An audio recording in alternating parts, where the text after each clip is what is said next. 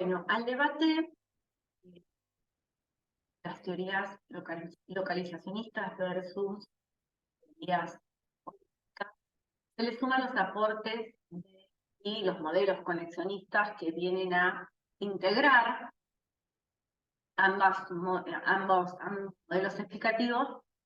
Se le suman los aportes de Jackson, de Hamlin Jackson, donde explicita que la organización del cerebro se responde a niveles de organización que respetan un principio de subordinación. Esto significa que el cerebro sería un órgano con diferentes niveles de control, organizado jerárquicamente, y esta organización jerárquica se realiza en función de los procesos evolutivos de la especie humana. Entonces, en los niveles más bajos se encuentran los procesos más primitivos y es una disolución de modelos de procesos superiores, de niveles superiores. Estos procesos primitivos quedarían desinhibidos, como consecuencia volverían a aparecer. Por ejemplo, para que se haga una idea, el reflejo de succión, que es un reflejo que nosotros perdemos, que es un reflejo de supervivencia con el cual todos nacemos, y que en la medida en que la corteza del cerebro, imagínense que este es el encéfalo, es el órgano del cerebro, ¿sí? Estas son las estructuras más básicas, y para arriba vamos a encontrar corteza cerebral hasta las áreas frontales, con la última transición evolutiva. Entonces, en la medida en que se va madurando, o sea, que se va cableando y se va desarrollando y aumentando la cantidad de conexiones y la calidad de esas conexiones en el cerebro, el reflejo de succión del bebé tiende a desaparecer. ¿Sí? Van apareciendo otras conexiones que van a permitir comportamientos que permiten regular mejor o regular. Entonces, la disolución, o sea, una lesión en un nivel superior, haría que se disuelva el control de estas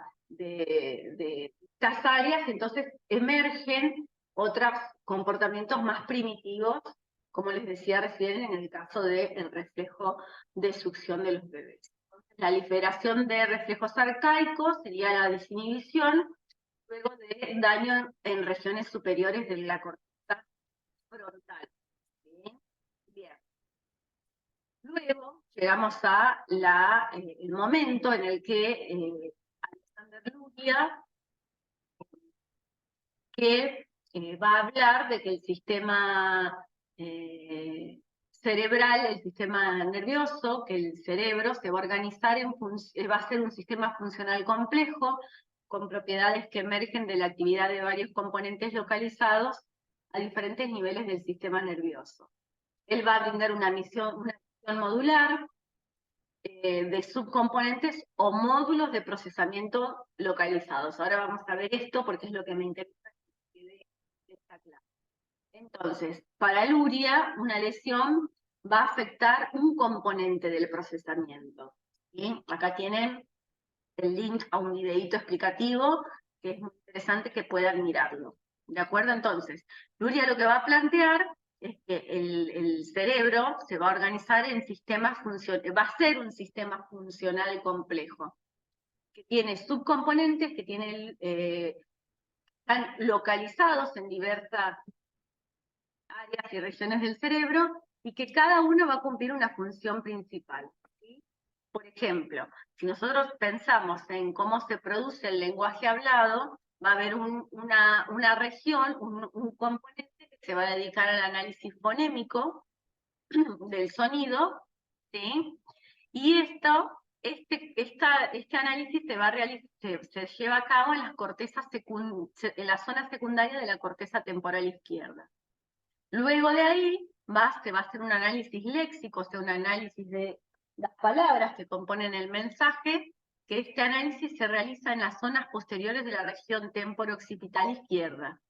Y así, luego va a haber un análisis sintáctico-semántico que va a incluir la memoria verbal, la disposición lógica, el análisis activo de los elementos más significativos que se dan en zonas medias y profundas del lóbulo temporal izquierdo, zonas parietales temporoccipitales izquierda y los lóbulos frontales. Como tal, acá pueden ver el modelo funcional de Luria, ¿sí? Que organizaba el sistema, veía al cerebro como un gran sistema funcional repartido en subcomponentes o módulos, en donde la primera unidad funcional, ¿sí?, se encontraba en las zonas más subcorticales, la segunda unidad funcional, ¿sí?, abarca todas estas áreas, el cerebro acá lo tenemos, estas son partes posteriores a partes más frontales, ¿sí?, partes posteriores a partes frontales, y acá en estos gráficos está de la misma forma. Entonces, los reflejos de las conexiones que van a las conexiones más subcorticales son aquellas que van a encargarse de recibir determinado tipo de información que luego va a ser distribuida en la segunda unidad funcional para pasar a la tercera unidad funcional, que es la de planificación, en donde se encuentra la corteza frontal y se realizan todas la toma de decisiones y se planifica la ejecución de un comportamiento.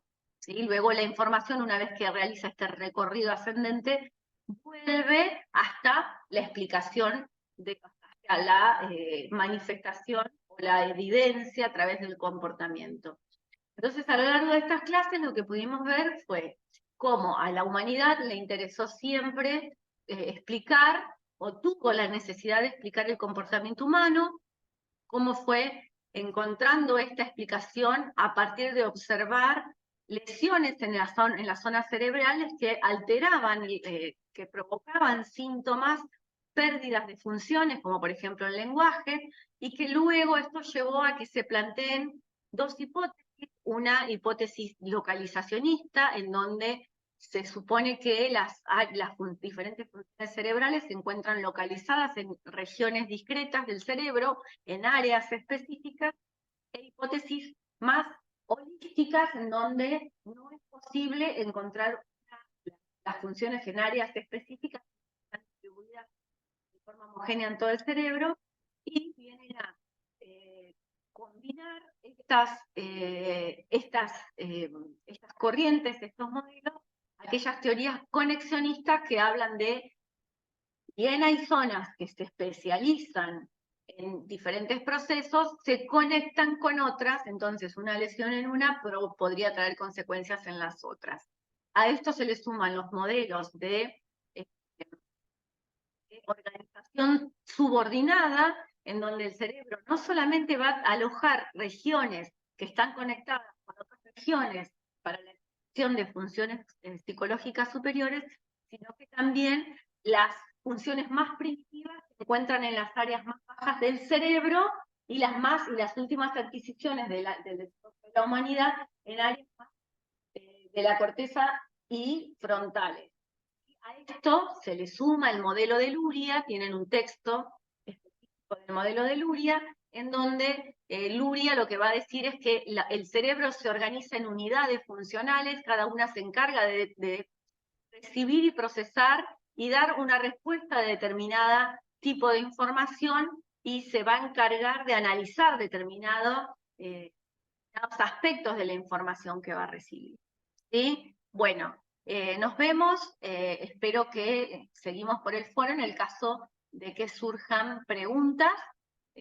Buenas tardes, que estén muy bien.